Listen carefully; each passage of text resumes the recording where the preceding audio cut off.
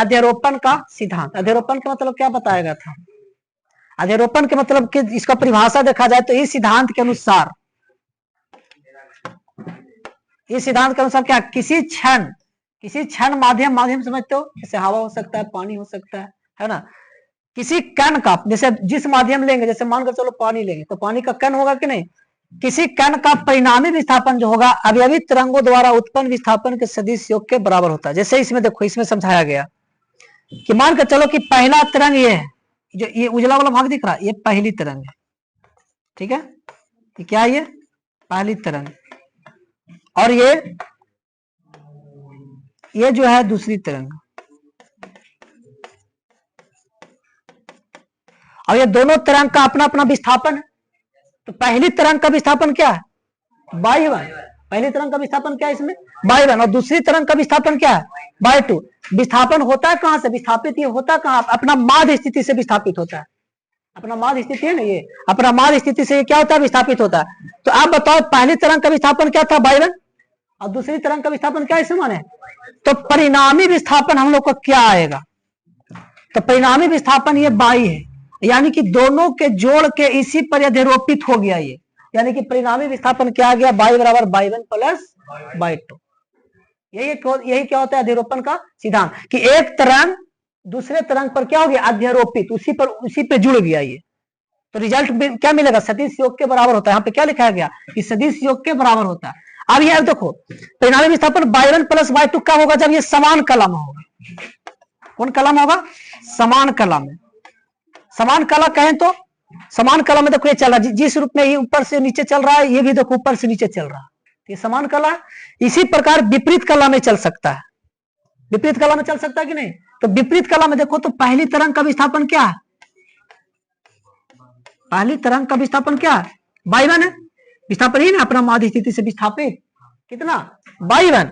और ये दूसरी तरंग का विस्थापन क्या है? अपनी माध्य स्थिति से विस्थापित कितना हो रही है?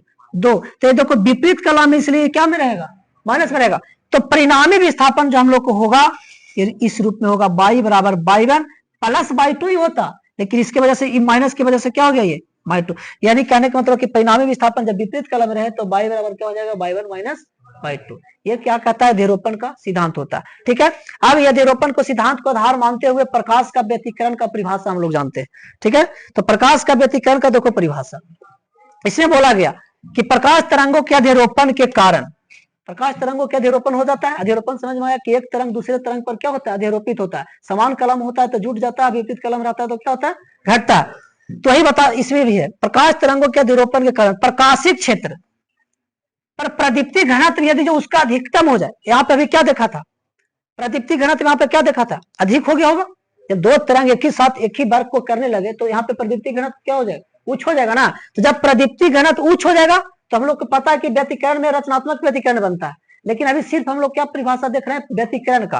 तो यहाँ पे खाली व्यतिकरण का परिभाषा देखा जाए तो प्रकाशित क्षेत्र पर प्रदीप्ति घनत्व के पुनर्वितरण, अब वितरण दो प्रकार से होता है, एक बार अधिकतम एक बार न्यूनतम। तो पुनर्वितरण की घटना को प्रकाश का क्या कहते हैं? व्यतिकरण कहते हैं।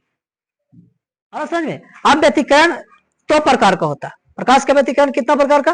दो प्रकार का। पहला संपोषी या रचनात्मक व्यतिकरण और दूसरा विनाशी या विनाशी व्यतिकरण सिर्फ होता है। अब बताना संपोषी व्यतिकरण कब कहेंगे? जब पुनर्वितरण हो रहा था और उस समय उसका प्रदीप्ति घनत्व क्या हो जाए? अधिकतम हो जाए। प्रदीप्ति घनत्व क्या हो जाए?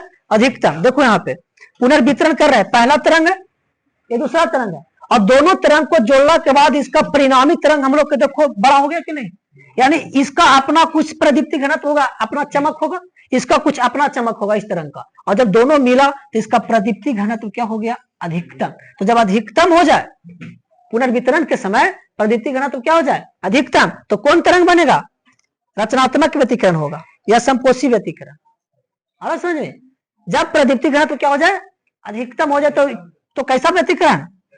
रचनात्मक व्यतिकरण। और जब प्रदीप्ति घनत्व क्या हो जाए? न्यूनतम, मतलब कम, इस रूप में देखो, ये इस रूप में विपरीत कला में प्रदीप्ति घनत्व न्यूनतम कब होगा? तो विपरीत कला में। और प्रदीप्ति घनत्व अधिकतम कब होगा?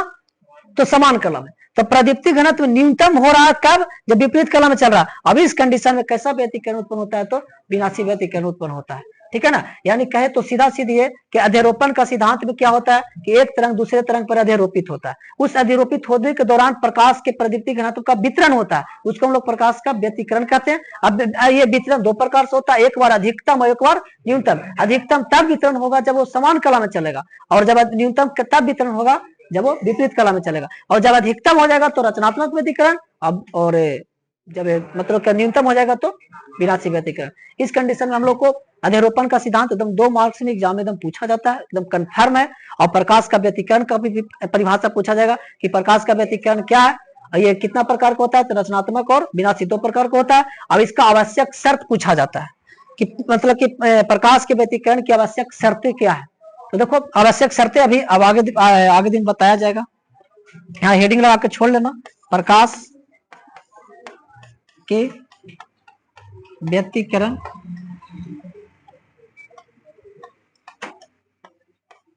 की आवश्यक शर्तें, आवश्यक शर्तें, प्रकाश के व्यतिकरण की आवश्यक शर्तें, ये भी 2 मार्क्स में पूछता अलग से, ठीक है ना। तो ये आगे दिन बताया जाएगा। यहां तक में किसी को कहीं पे दिक्कत हुआ तो बोलो। एकदम कंफर्म हो गया, याद भी हो गया होगा लगभग।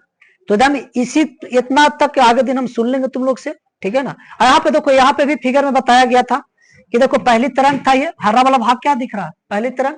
और यहाँ पे जो ये पीला वाला भाग है जो क्या है, दूसरी तरंग है। और यहाँ पर देखो ये वाला जो आया परिणामी विस्थापन इसका आया। तो यहाँ परिणामी विस्थापन को हम लोग क्या कहेंगे, y1 प्लस y2।